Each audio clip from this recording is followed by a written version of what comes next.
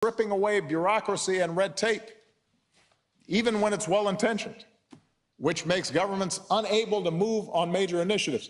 In the United States right now, building infrastructure, like mass transit or a road project or an airport, it costs like 2-3 times more than it does here in Europe.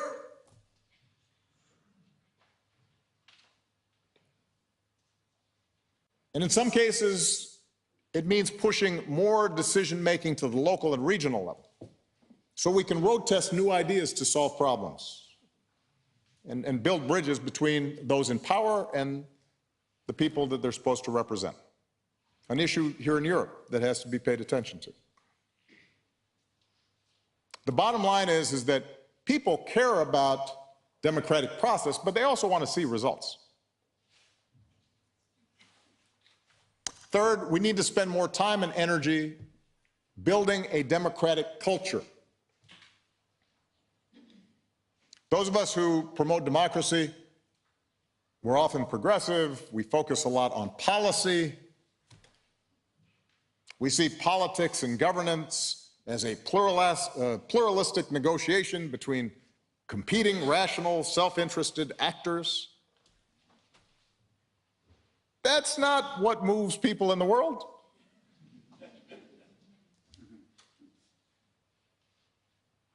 Emotions matter. Stories matter. People care about meaning and purpose and belonging and status. And in this age of uncertainty and polarization, we've seen the loss of many of the stabilizing foundations in people's lives, whether it's neighborhoods that are disrupted or religious, cultural, civic organizations that are atrophying.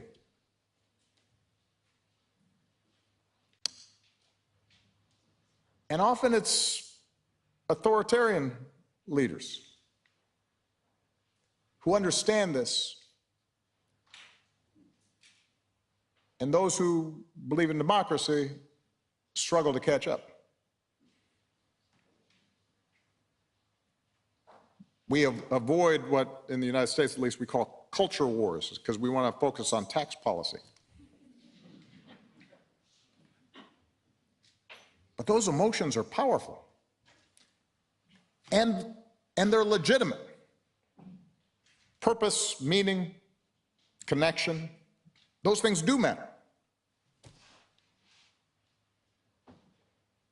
Now, I want to be clear, I have little sympathy for reactionaries who cynically condemn identity politics or cancel culture, when really all they're doing is trying to preserve existing privilege or excuse entrenched injustice or bigotry. I mean, the original identity politics is racism and sexism and homophobia. That's nothing if not identity politics, and it's done a lot more harm than some tweet from an aggrieved liberal. But what is also true is that if we are going to strengthen democracy, if we want to encourage pluralism and civility and self-governance, we have to embrace and restore a language of mutual respect that speaks to people's need for belonging, that they care about the traditions they come from. They care about the places they come from. They want to feel proud about who they are. And that's easier to do in homogeneous countries. It's harder to do as countries become more diverse. So my point is, a big part of strengthening democracy is not just about politics and policy, it is about culture. And we have to embrace that. We have to expand the civic education we provide our children and give them practice to live in a democracy. We have to create organizations that give them experience in working with people who are different and exercise their civic muscles. We need to create platforms that encourage a willingness, that nudge people and incentivize people to extend good faith to those who are not like themselves or don't think like themselves. A politics that is inclusive rather than exclusive. This is both ethically sound and a practical necessity, something that leaders like Gandhi and King and Mandela understood. There's a reason why Nelson Mandela really focused on South African rugby when he was released. He was sending a signal to those who had imprisoned him for 27 years that I am not here to take away your traditions and your identity as long as you make sure they're compatible with my dignity and respect for my people.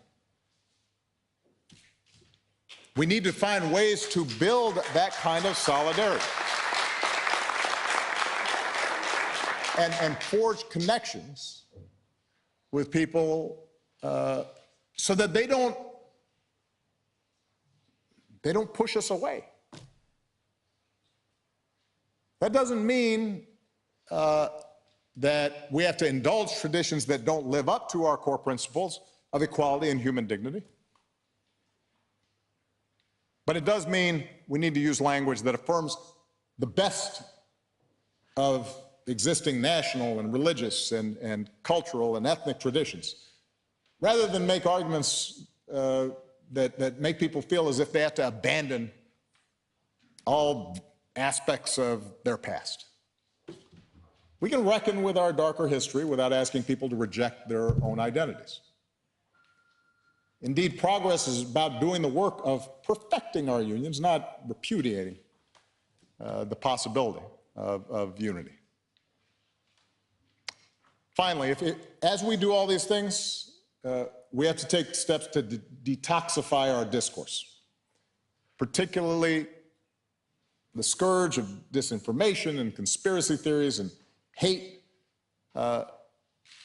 online that has polluted our political discourse. Now, I spoke at length about this at Stanford University in the spring. I'll just reinforce a few key points. Technology companies have to accept a degree of democratic oversight and accountability. Profit can't be the only driver for platforms who've acquired power that was once reserved for nation states.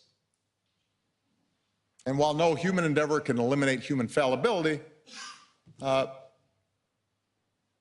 we can actually make these things better.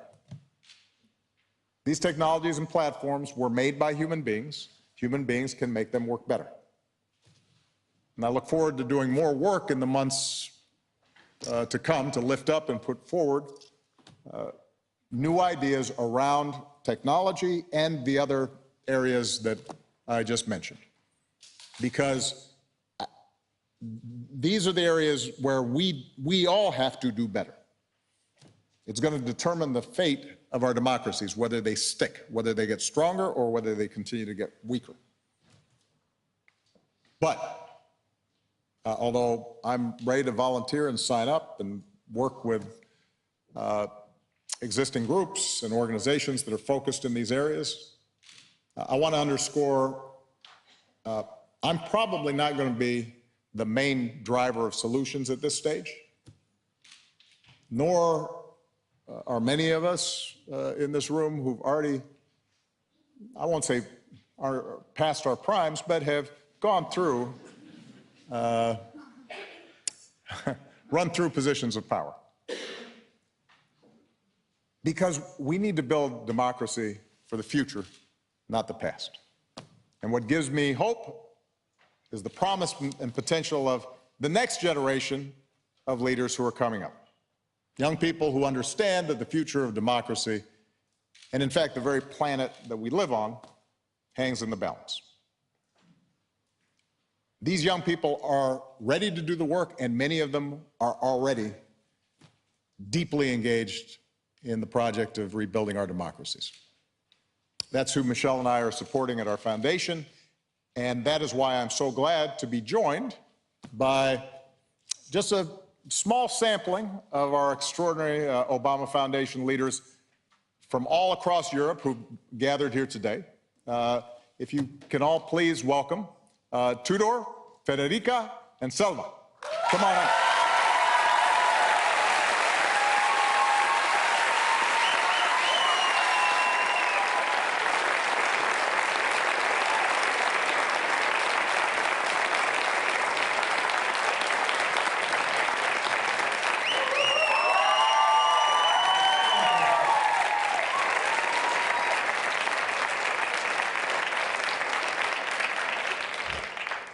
First of all, you can tell what outstanding young leaders they are because they already know you want to bring your own fans to events. Before we start our conversation, I would love for each of you very briefly to describe for the audience who you are, what you've been doing, and why you know, it's been so exciting for you to gather with some of the other leaders and peers from across Europe. Go ahead. First of all, thank you very much, Mr. President, for having us here, and thanks to all the Obama leaders out there, because it's really nice to get in an audience with you guys. My name is Federica Vinci. I am the Deputy Mayor of Isernia, which is a small town in the south of Italy. The work that I do is basically to try to bring back politics, grassroots politics in very small town in my region and hopefully in the future in my country. The best part of being here with all these amazing leaders has been having the chance to reconnect with people that do our same job, even if in different fields. Sometimes it feels lonely when you are on the ground trying to make change, but reconnecting with all of you has been such a gift because it reminds us why we're here and what our purpose is. So thank you very much. Excellent. Tudor. Thank you very much. I'm Tudor, I'm from Romania. I am the executive director of what we call an online digital campaigning organization. We work on multi-issues, ranging from the environment to the rule of law. We have an online community with 1.2 million members. This is the people that receive constantly our updates and are invited to take action whenever is needed. We put pressure on decision makers each time there is a good opportunity. We fundraise from our members, and this is how we manage to actually win campaigns. Sometimes we fundraise for expensive lawsuits. Sometimes we fundraise for ads in newspapers to get our message across. And I chose this work because it's my way of defending democracy, and it's my way to help people, simple people from all walks of life, to have a saying in today's democracy, basically. Excellent. Selva.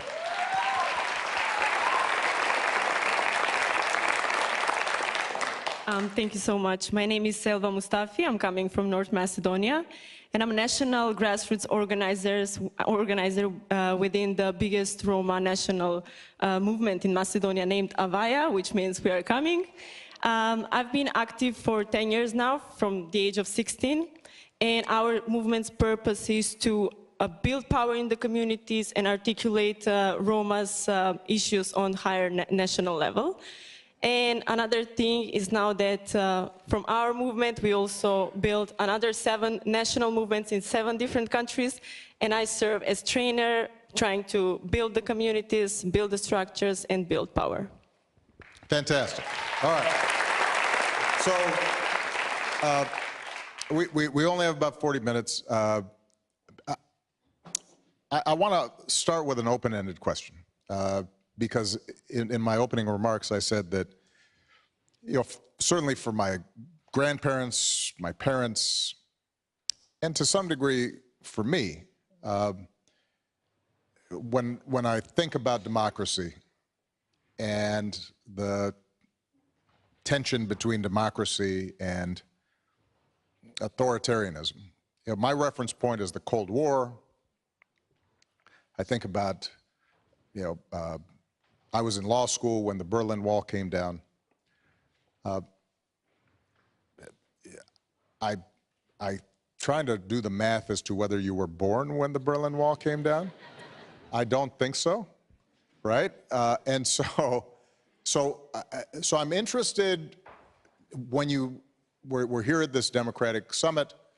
How do you and your peers think about this issue of democracy in your own countries, here in Europe, worldwide? Is it, do you have a sense of concern and worry that democracy is declining? Do you feel cynical about how existing democracies operate? And obviously, it's hard to generalize for everybody your age, but you're also having a lot of conversations with people who are active and care about issues. So, Frederica, you want to start? Yeah, so being the deputy mayor of a small town, it means that I get to have a lot of meetings with people of my age, but also younger. So 15 years old, 16, 18 years old, boys and girls. And I remember right after that I was elected and then nominated deputy mayor, I'm also in charge of youth policies. So coming from a community organizing background, I decided to call all the representatives of the different high schools of my hometown. Right. We sat around the table and I asked them, so guys, tell me, how have you worked with politicians in the past? What have you guys done together, or what has been done for you? And well, before asking this question, the first thing that they said to me was, have we done anything wrong? So, right. Why are you calling me in here? Why am I in trouble? Us here? Are we in trouble? Yeah. And this made me realize that these guys had never been, and these girls had never been listened to before. So when we were talking about politics, they were completely disillusioned. Not because, and I thought because they didn't have any luck for the future, or they didn't have any thought about their jobs, but actually they were not even thinking about their future. They had never been listened to. They've never been involved in policy making. Politicians were doing policies without involving them at all. So they were like, we don't see politicians, we don't hear from them, we just see them when they want our votes. And I think that if we want, of course we want democracy, right? We want our rights to be protected, we want our freedom, and I don't think that anybody would exchange democracy for anything in the world. Yet we have to admit that democracy, at least in places like mine, is failing generations like my generation or generations even younger. So we as politicians, as leaders, have a huge responsibility to go back into these places and make these boys, this girl, part of the solution, part of this policy-making process, listen to them and engage them, because we are talking about huge numbers. Like Italy has around 8,000 municipalities. 180 municipalities are above 50,000 people. All the rest, more than 7,800 municipalities, are really small towns where politicians can have a day-to-day engagement with their constituencies and with those kids. I think it's our job to do it, because this is the only way we can infuse hope in them and in the future of democracy.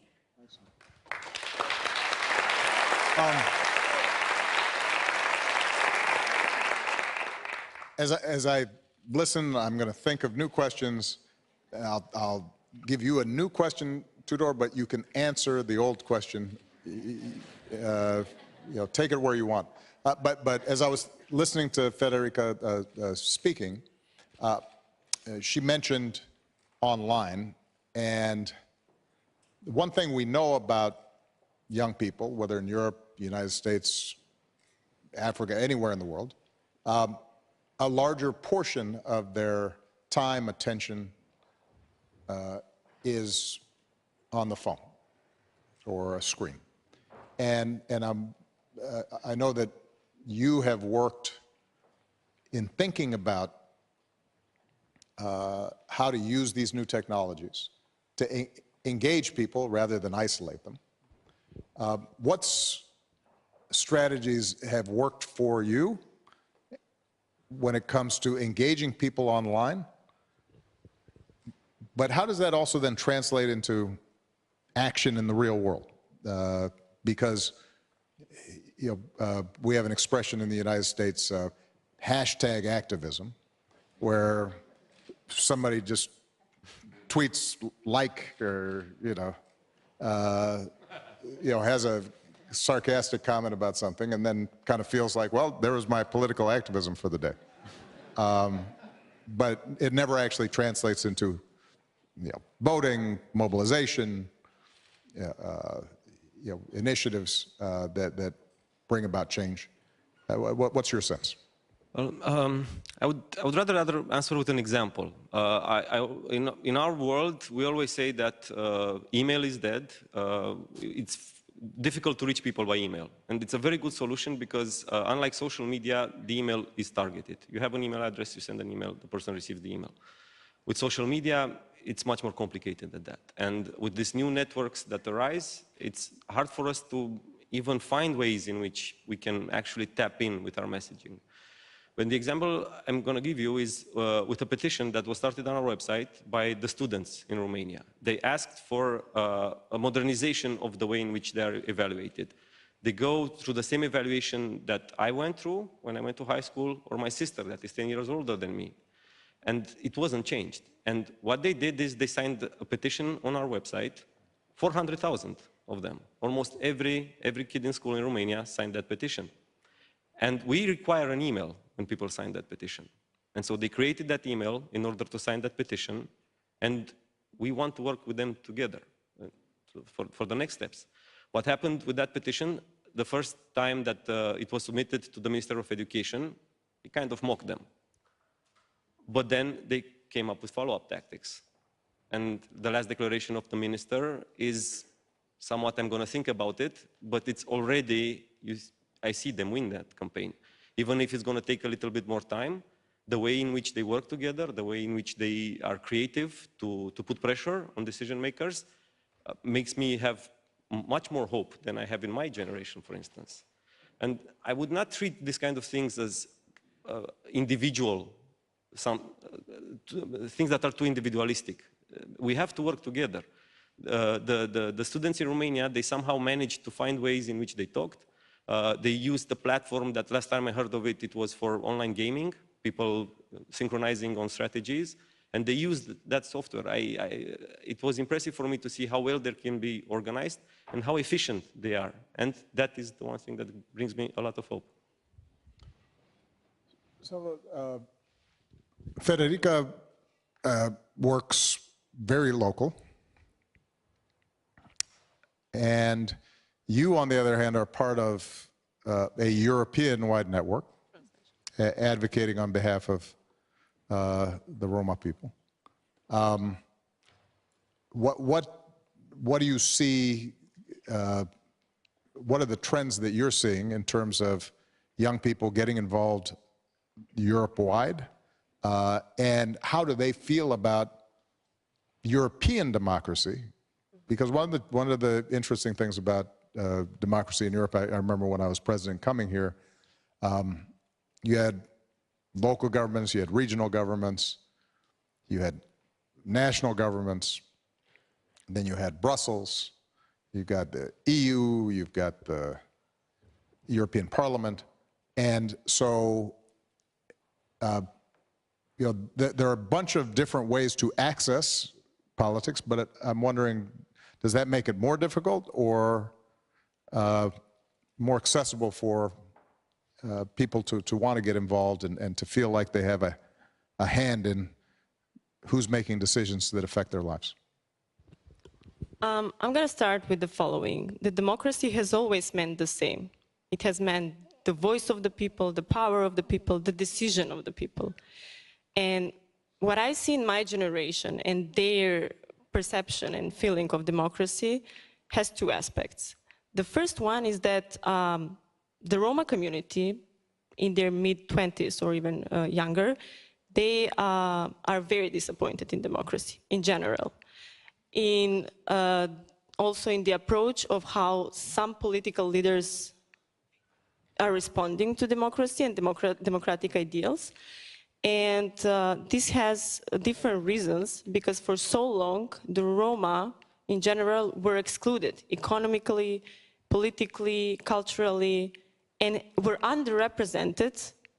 They didn't have their own representative who is coming directly from the community, who knows the issues in the community and the challenges, and who can deliver and articulate and tries to solve them. Because representatives who are non-Roma, they cannot know what is happening in the Roma community better than a Roma. So on the other hand, working for 10 years now in the community, building power in the community and showing different approach, like relationship buildings and so on, the community and the young people see a different added value. They can participate in public dialogues with politicians, with different political actors, with mayors and so on. And they see that this is an element that gives them, that gives them a value where they can contribute. So what is the narrative now in the community and amongst the youngsters? What I hear is, well, maybe we are, because we are the biggest ethnic minority in Europe with over 12 million Roma, maybe we are a key contributor to preserve democracy. And with all the painful history and survivals that we had in the past, now we are still here and we are courageous and brave to take action. And that's what democracy is about bravery and effort that will bring bigger changes. Excellent.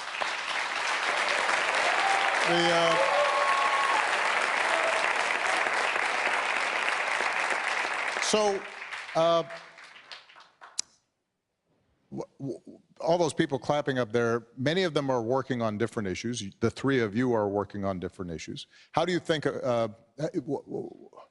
one of the challenges for democracy in the United States is sometimes people become very narrow in the issues that they're concerned about.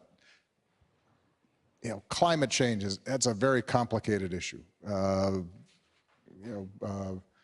Criminal justice reform is very detailed, and so organizations, activists, even elected officials sometimes work narrowly. But in order to build power and to actually move the levers of democracy, it's a huge advantage if you can form coalitions across groups. And I'm wondering, how have you been thinking about in your own work or in conversations that you've been having the need to work across sectors? Or, how do you think about the relationship between working in nonprofits versus running for office? Always a difficult debate, I think. Does change come more from the inside or from the outside beating down the door? How have you been thinking about that? We were just laughing because we were having this discussion literally 15 minutes ago. Were you encouraging Tudor to run for something? To run for office, yes. He's a very handsome guy. I think he could do well. I'm trying really hard, but it doesn't like he wants to be convinced. What I believe is that we need way more cross-sectional politics in general, but way more engagement in different sectors. Yet, there are tons of challenges. First of all, generally, as we were saying, activists do not want to run for office. And this is what I'm trying to change from the very bottom, because I believe that we have generally attached a very negative meaning to politics, while politics is the air we breathe. Politics is in every single thing we do. It's in the transportations that we take, it's in the climate, it's in the way we engage with people, it's in the way we speak, how we are educated. Politics is everything. So whenever someone tells me, oh, politics is bad, politics is corrupted, politics is full of scandals, I reply, this is what governs your life. So if this is what governs your life, do you really want to be governed by the worst people that you think are getting there? And we are electing them in democracies. So what I don't understand, and what we were discussing about, is that we talk a lot about democracy, but then, especially in countries like mine, in places like mine, we have the lowest standards for the people that then get up in the parliament and write these laws for us. So I think that if we really want to change things, we need more people that have super high moral standards and that want to change things from the grassroots to the top level to get engaged into politics and get elected. Because it's true that you can get an amazing amount of change as an activist. I was an activist before becoming a politician. I was a community organizer.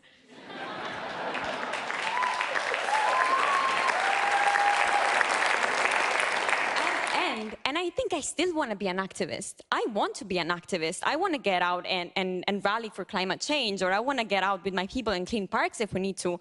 But we cannot avoid thinking that politics is not part of the game. Politics is part of the game. Politics will always be part of the game. And if we don't think that we don't have to get engaged, then we will keep being governed by the people that we don't like, even though we vote for them. And then we have voters' apathy, and we have kids not going to vote, and we have people getting way and way far away from politics while this still governs our life.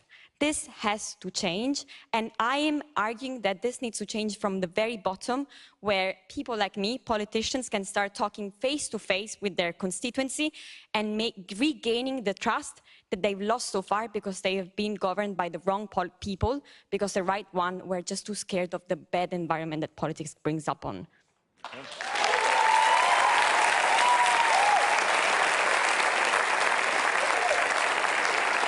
Almost convinced me, but no. I have my reasons still. Well, I'm not going to put you on the spot today and ask you to announce your candidacy.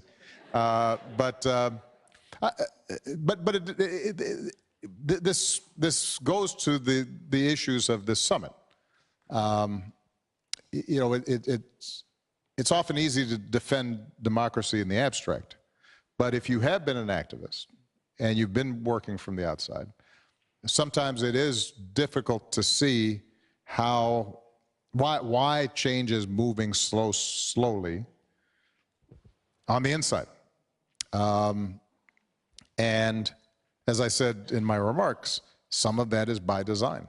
You know, as somebody who started locally and then ended up running a pretty big government, you know, a lot of the activists who worked with me would get frustrated and think somehow that, well, how come he hasn't gotten this done or that done yet? It must be because he no longer cares about us. You know, he's talking to all these, you know, rich contributors and this and that. When in fact, no, I still want exactly what you wanted, but the wheels of government are just moving very slowly because there are all these systems that are set up to block it. The reason I say that is because I think for democracy to work, you have to have both. You have to have people who are in the engine room and the deck of the ship of democracy, working to make it move in the right direction. But you also have to have people on the outside who are constantly maintaining pressure and getting people involved, because that's the engine, you know, that's the fuel that ultimately is going to get you to where you want to go. Yeah, so I'm interested in how, as I said, Tudor, you don't have to announce your candidacy, Not yet. but because there's an important role to play in citizen participation, activism, organization, and so far that's the role you've chosen to play. Do you feel like you can make enough of a difference in that kind, taking that approach? Particularly if maybe sometimes you see, you said like the education minister seemed like he's not listening to 400,000 students. Do you think, you know what, we should have somebody in there who does listen? It's a big big temptation for many activists to go into politics, and I admire those who do. It's not a matter of me thinking that politics is dirty and we should not touch it. No, politics is where decisions are made. My fear is that if people like me enter politics, we leave an empty spot in the civil society. And that spot in a country like Romania was difficult to fill in the first place. We are a young democracy. If all of us from the civil society turn into politics, we need to bring new people to form this new civil society. And what I noticed in my line of work is that politicians become better when we demand them to do so. So I think that in a way the civil society is like that bad medicine that tastes bad, but you still need to take it because it makes you healthy. And I like to be that medicine that tastes bad. It makes me feel better. But if I would get $1 single each time I'm invited to join politics, I would solve the funding for my organization for 10 years.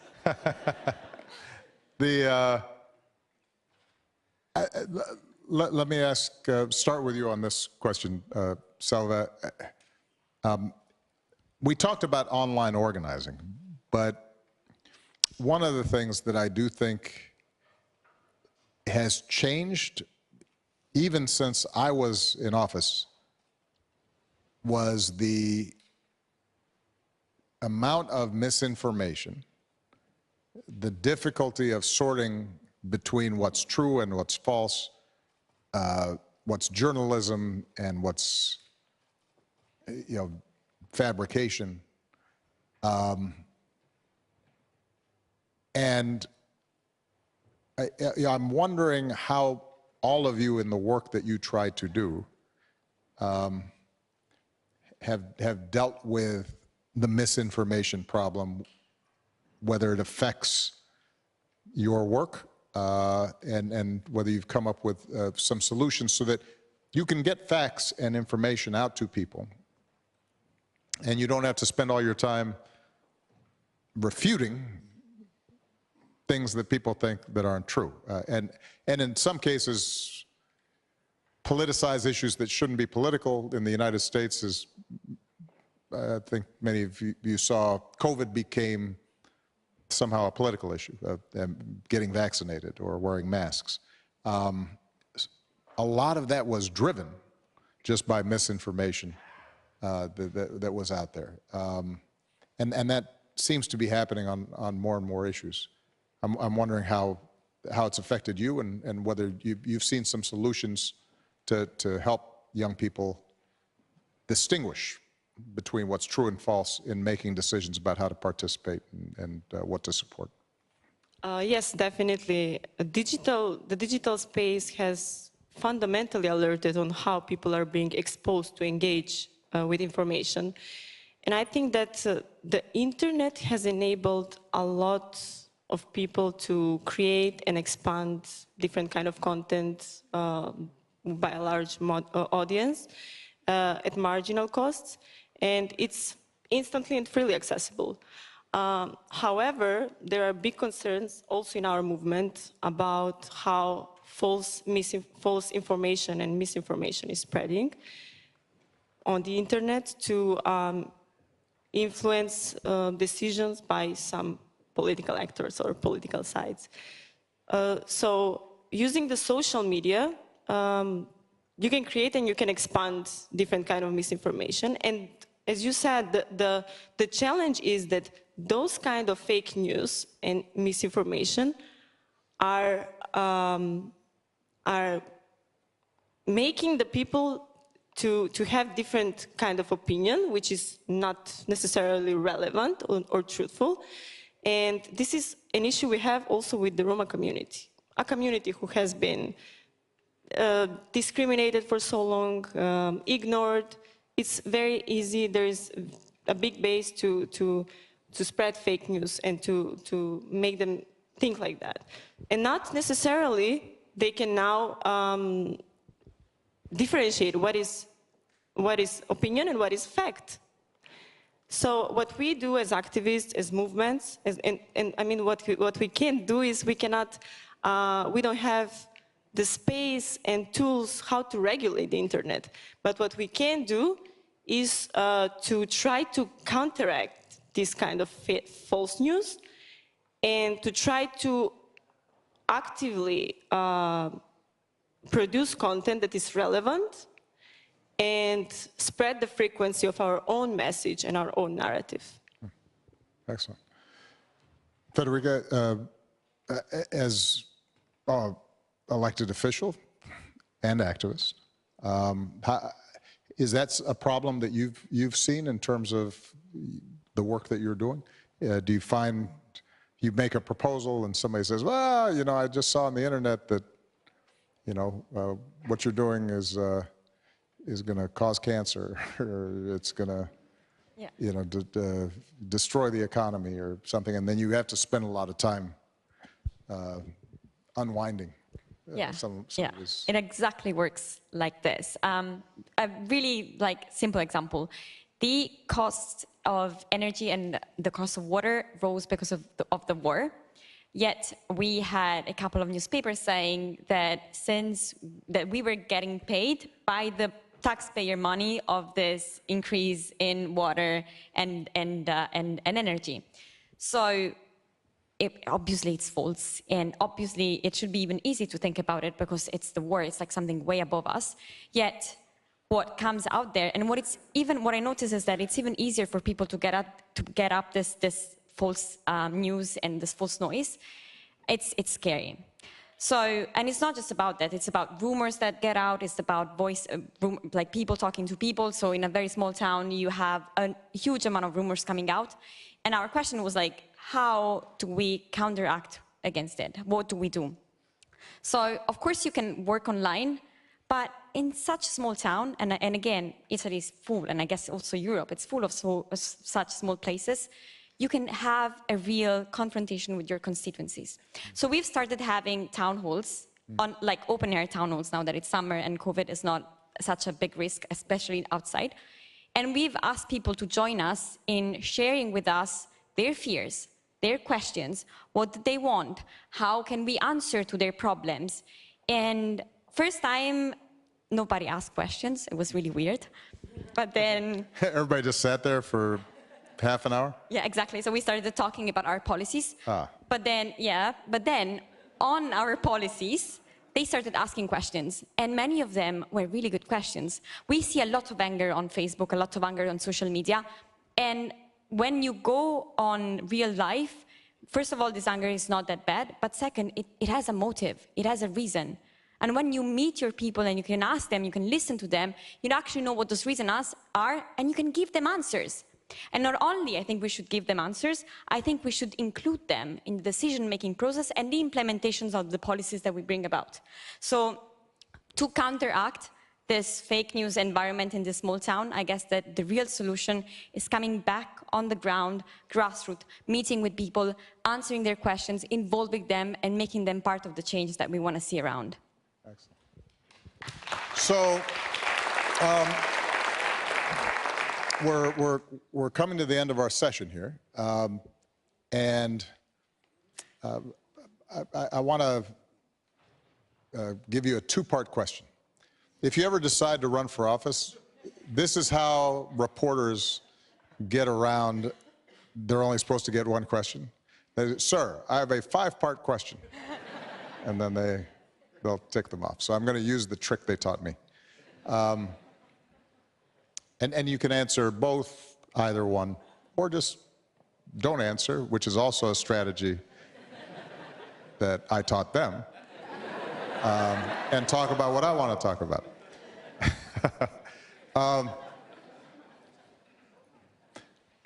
I opened my remarks, and obviously an enormous amount of time has been spent at this summit talking about the tragedy of what's happening in Ukraine. And I'm wondering how you think this has affected you, your generation, to witness this kind of crisis in the heart of Europe in a way that harkens back to your grandparents' generation. It's been a long time since we saw that much violence, and now we can witness it in real time, and displacement. So I'm curious, how's it impacted you and your friends? How do you talk about it? And does it encourage you to see the response and make you more committed to the public work that you're doing? So that's one question. Part two, because we're running out of time, is what are the things that do inspire you and keep you going? Because as I think, whether it's you, Frederica, or Tudor, but I know you all feel it, sometimes the work gets lonely. And sometimes democracy is discouraging. What is it that has kept that optimism and hope going, even when you confront setbacks and where you feel like democracy is not working? So why don't we start down with you? Well, I think that the recent context and situation has affected generally the youth, and in particular the Roma community, in many aspects and many ways, psychologically, financially, and there is a lot of frustration. And as a matter of fact, in Ukraine, there are a lot of Roma. There is a big Roma community who has also been put aside and discriminated for so long. But yet again, the Roma who are there are fighting for Ukraine, and they are fighting for freedom. So I hope the war ends as soon as possible, and I hope that after the war, Roma won't be forgotten. What really inspires me, because for so long, the narrative towards us was negative. Much of stigma, negative perception, and big part of the Roma community accepted that. But going in the community, talking to people, working with people, and seeing how much of a big potential the Roma are and how much of a big capacity we have is what really inspires me and drives me. And this is something that I felt from the very beginning of my activism 10 years ago, and I still feel it whenever I go to the community. And I think that this is the new generation of a driving change, and a community who can preserve democracy and who can be part of preserving democracy in the next period. And I really hope that European stakeholders, institutions, will have more openness towards Roma and more inclusiveness in particular.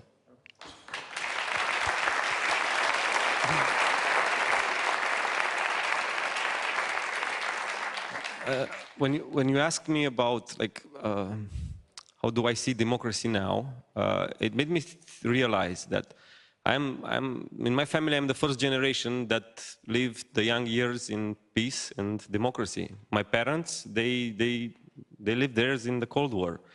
My grandparents fought in World War II. My great-grandparents fought in World War I. And so I am the first one, basically, that lived to see democracy. Now, I'm not that young. I have gray hair. I still can hide it underneath the other parts. And I still remember the days in Romania when we were a dictatorship. I was very young, but there are things that still are very strong memories. The queues to go and buy food, the heaters that were cold in the winter. I do not want to go back to that. And for many years I thought that, for instance, war is something that is unthinkable. And after 2014, it became obvious that war is again a thing in Europe. And it scares me. That's the hard reality. But that's what, when we get paralyzed with fear, that's when they win. Fear is not really an option for us, because I do not want to go back to the days when Romania was a dictatorship. I do not want to see those atrocities happen again. So I will fight with everything I have to keep the democracy going and make sure that this system, as imperfect as it is, keeps on going, because it is the only thing that allows me to be in places like this, to meet the amazing leaders that I met in the last few days. And meeting you is something that would have been unthinkable for my parents' generation. So we have to defend this because what would come next is unimaginable.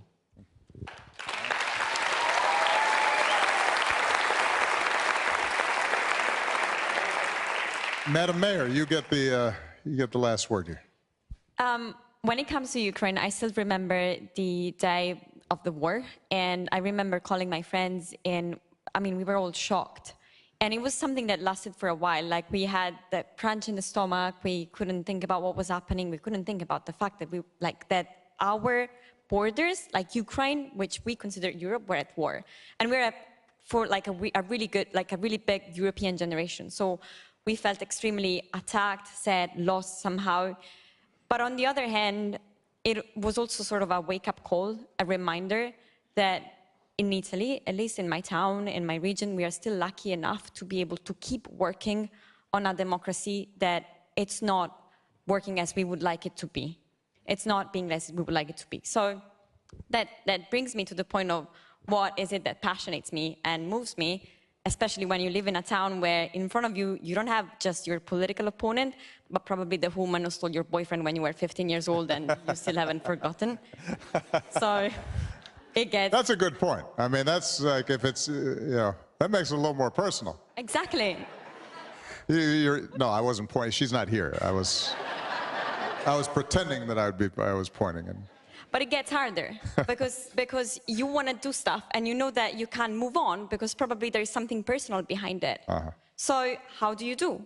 And this is also what gave me hope. I'll tell you like a short story. I have been working with this woman, not working, I would have loved to work with this woman, but since I got elected, she's been opposing every single thing that I tried to propose. From the football court for the kids, from a youth center, with no reason. I could understand why. So one day, I went into the local high school to talk to the youth of the local high school, and I was talking to them about the fact that my mom wanted me to become a lawyer, my dad wanted me to become a consultant.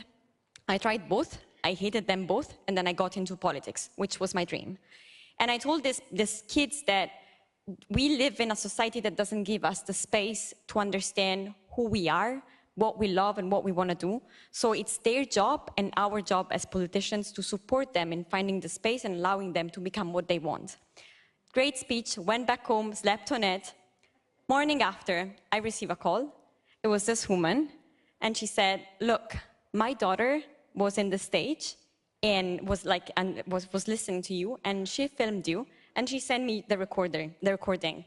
And I wanted to thank you because my story is your story, with the difference that I didn't have the courage that you had to follow my own dreams.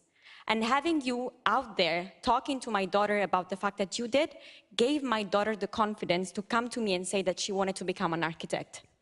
So thank you very much. I'm looking forward to work with you on this youth center. That's great.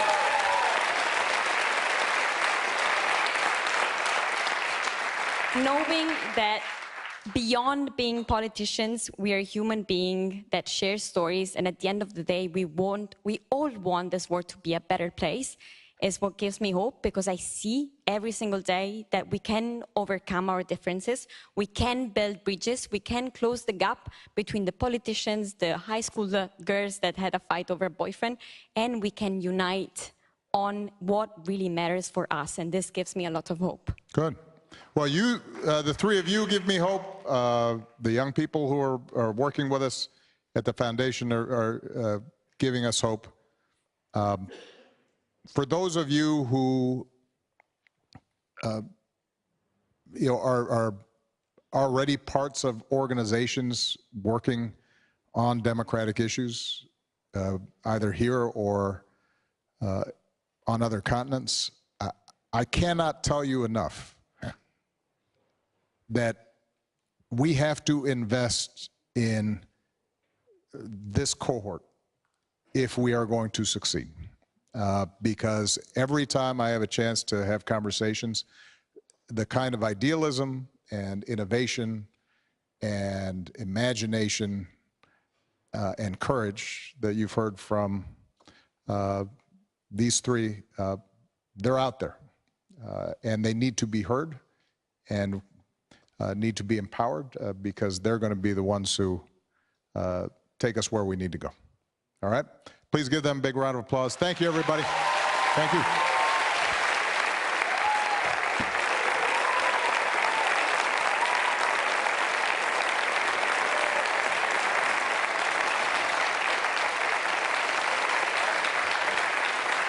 Thank you so much. Yeah.